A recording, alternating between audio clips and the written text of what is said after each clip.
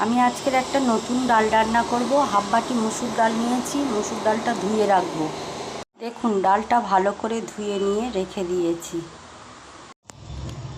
Tomato কুচি, একটা মাঝারি সাইজের টমেটো নিয়েছি, টমেটো কুচি, ধনেপাতা কুচি, 7 থেকে 8টা কাঁচা লঙ্কা নিয়েছি, মাঝখান থেকে কেটে নিয়ে চিড়ে নিয়েছি, পেঁয়াজ কুচি, আদা পেস্ট, রসুন পেস্ট, লঙ্কার গুঁড়ো, হলুদ গুঁড়ো, লবণ,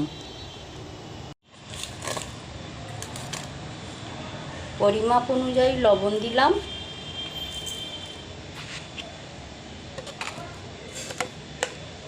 যে যেমন ঝাল খাবেন সে তেমন পরিমাপ অনুযায়ী লঙ্কা দেবেন। 1 চামচ ঝাল লঙ্কার গুঁড়ো দিলাম,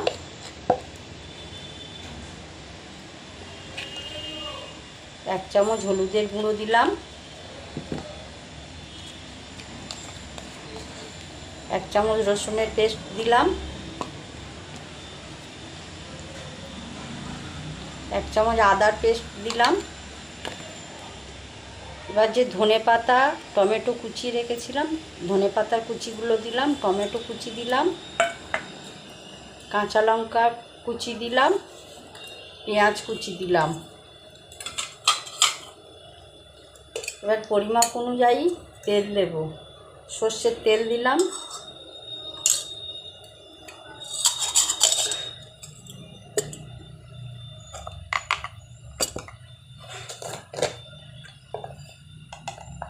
এক চামচ জিরের গুঁড়ো দিলাম।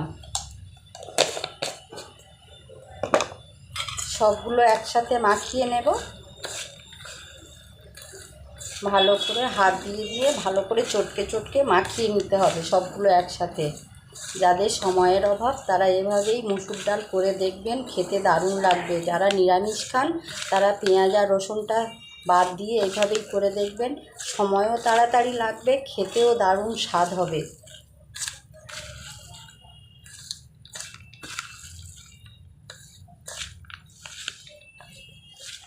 এবার আমি কড়াতে দিয়ে দিলাম এটা।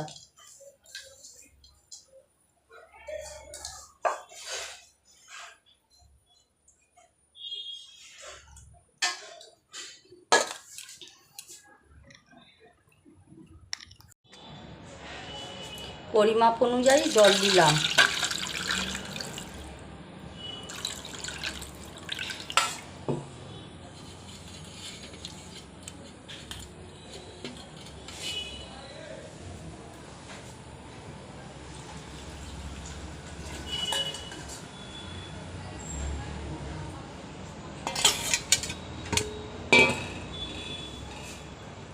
এবার গ্যাসটা জ্বালিয়ে দিয়ে আমি ঢাকা দেব। গ্যাস জ্বালিয়ে দিয়েছি, কড়াতে দিয়ে জল দিয়েছি। এবারে ঢাকা বন্ধ করে দেব সিদ্ধ হওয়া পর্যন্ত। ঢাকা বন্ধ করে দিয়ে সিদ্ধ হলে তারপরে ভালো করে নেড়েচেড়ে নামিয়ে নেব।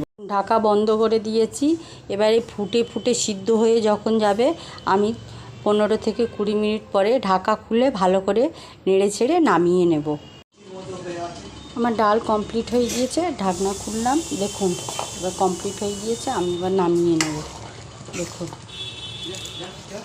এভাবে হলেও আপনারা একবার করে খেয়ে দেখবেন, দারুণ লাগবে। হয়ে গিয়েছে, এবার নামিয়ে নিলাম। দেখুন আমার ডাল কমপ্লিট হয়ে গিয়েছে, নামিয়ে নিয়েছি।